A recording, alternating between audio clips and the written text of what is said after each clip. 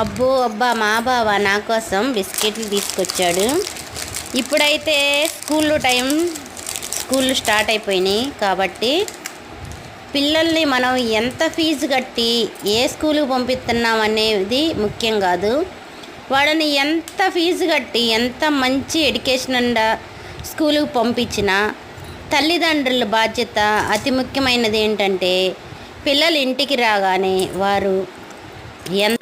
వాళ్ళకి ఎంత హోంవర్క్ ఉంది వాళ్ళని శ్రద్ధగా మనకంటూ తల్లి బాధ్యత కొంచెమైనా టైం కేటాయించి వాళ్ళని ట్యూషన్ పంపించామా మంచి స్కూల్కి పంపించామా అనేది అసలు పాయింటే కాదండి.